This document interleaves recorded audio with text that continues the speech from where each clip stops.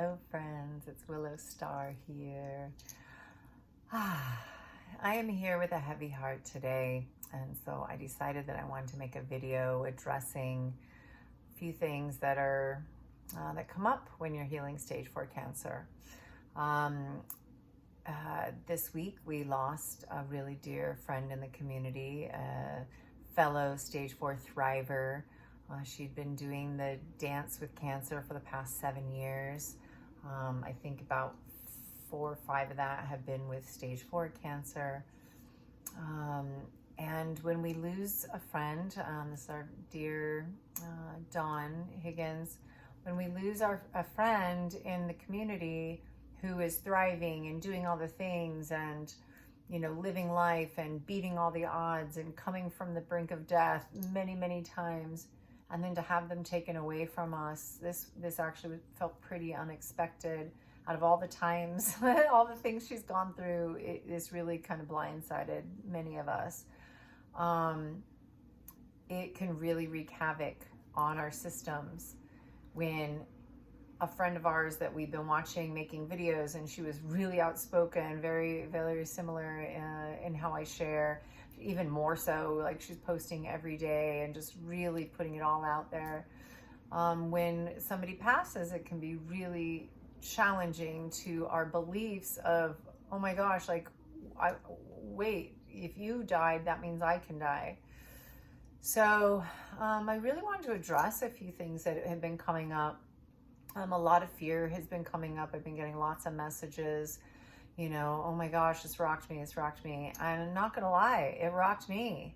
And it hit me really hard, and it felt like it came out of nowhere. She'd been messaging me the week before, a few days before, saying she was at a retreat. She wasn't even at home. She was in Salt Lake City, and she said the altitude was really giving her a hard time with her lungs, and the smoke. She'd had a lot of lung problems, and so I can imagine that it just exacerbated things. I don't know much more yet. Haven't heard all the details, and I do know that she's gone, and I know that that feels scary.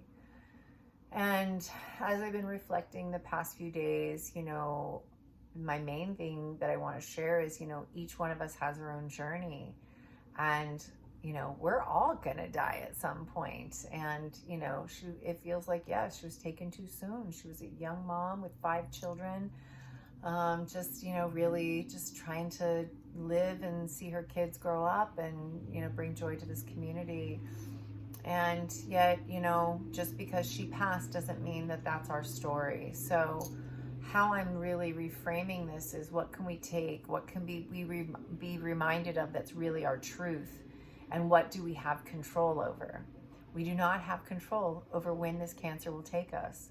When you have stage 4 cancer, it's every day that we live with this. Oh, is that thing in my head? Oh, is that a brain tumor? I mean, that's how we think. It's not, and even with me, I don't really stress about anything, but literally today, this weird feeling was in my head. I was like, oh, brain tumor? And I was like, no. But you can't help but think it. So, what I am left with is some lessons. So I'm going to share 5 lessons that I am taking to heart and reminding myself of in tribute and in honor of Dawn's life. First and foremost, Dawn coined a hashtag, Do Joy Now, a few years ago. And it's just with us. You know, we always just say, do joy now. I believe that's going to be my next tattoo. So I have a reminder on me, and I can help other people be reminded to do joy now. Don't wait for it, because, you know, I find that it was like, oh, when the kids go back to school, then I can do that, you know, the scrapbooking, or then I'm going to do that project I love. And it's like, then it would never happen, because then I get busy.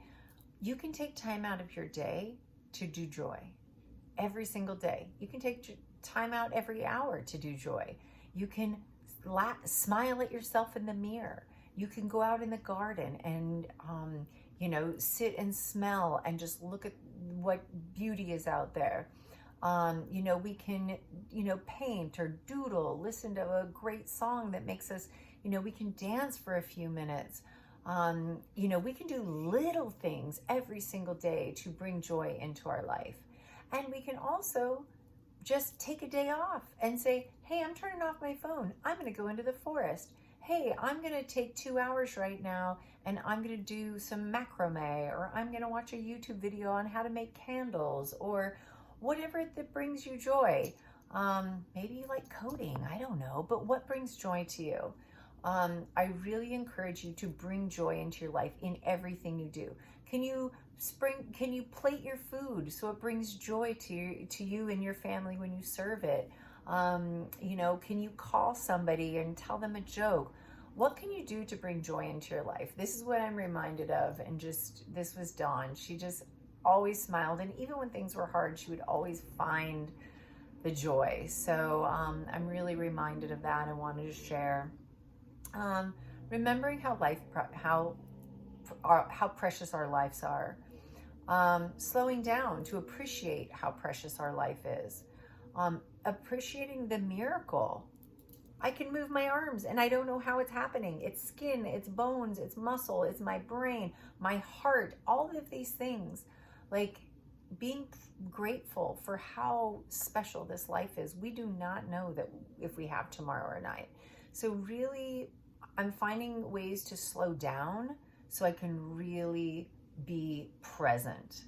So, mindfulness, I've made videos on that, but like sitting around and taking time when your kids want your attention and just seeing how precious they are and that they love you, and reading a story without being rushed, holding hands and eye gazing with your partner, and just really sinking into the love around you. Like, just life is precious, and noticing and appreciating that. Stop wasting time with things, thoughts, feelings that just do not serve you. Are you sitting around being anxious all the time? Worry, worry, worry. Our life right now, with all of this craziness in the world, there is so much fear and anxiety, and we don't need to be that scared. Like, literally, it's so much out there is feeding us this. It's like, what's really important in my life? What's important for me to do?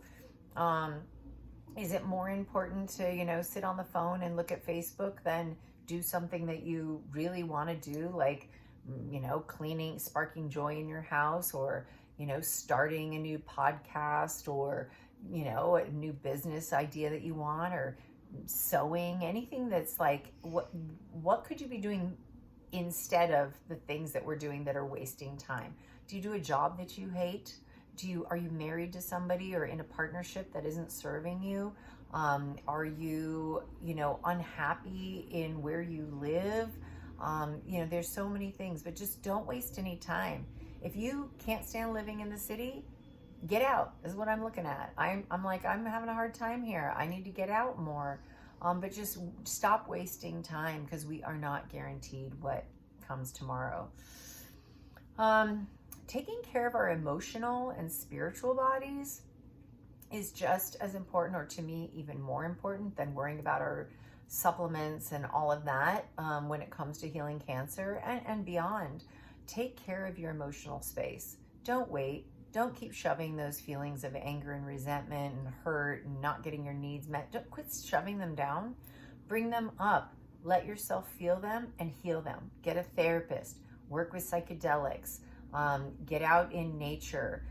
Listen, there's a million podcasts. Healing Feeling Shit Show is one that's really great in navigating your emotional space. Connect with spirit. God, spirit, the universe, they are there for us. And you can be religious and find your spiritual connection. They go so well together. I found my spiritual first and am now connecting with God in a different way. But I do believe that our emotional, our spiritual bodies are being neglected in our society. And it's really important to take care of that, especially in your cancer healing journey. The people that I see really thrive are navigating their emotions. If you're sitting there in fear and hurt and pain, that will fester. Anger, anxiety, that will cause the cancer to do things that we don't want to do. And then lastly, tell people how you feel about them. Tell the people you love how much you love them, how much you appreciate them. Your closest people in your life, your friends, your family, your lovers, your partners, your parents, and also your guy at the farmer's market, that, your post office person, your insurance people that you have to call.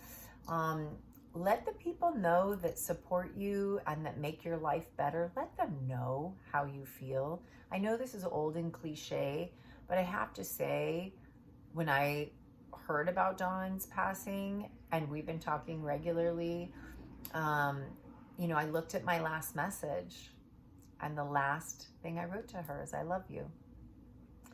And that felt really good for me, to know that she knew how I felt because I said it. We can't expect that people just know how we feel. So let the people know. To call. My dad was like the king of this. Just call, pick up the phone. Hey, I love you. Send a text, send a card.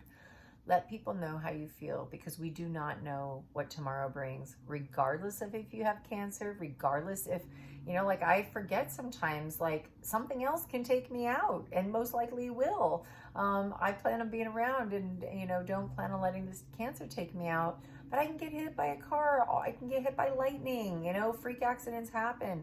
We are not promised tomorrow. If you're fighting with your family, please make amends. If you haven't reached out and talked to your sister in a long time, or your old best friend, let them know you love them. We are not promised tomorrow. So those are my 5 tips. Do join now. Remember, life is precious, and slow down. Stop wasting time with things that do not support you and that don't serve you. Take care of your emotional and spiritual body, and, tell people how much you love them. So that's it for today. I'm sending much love to you guys.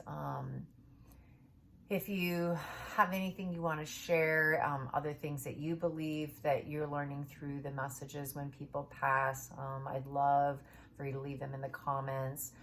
Please like, subscribe, share this with anybody that you might that it might help. And you can find me on Instagram under Meet Willow Star, and on Facebook under Willow Vaca. I will be changing it. I just put in a name change. City. This is what I can't do, is all these sirens.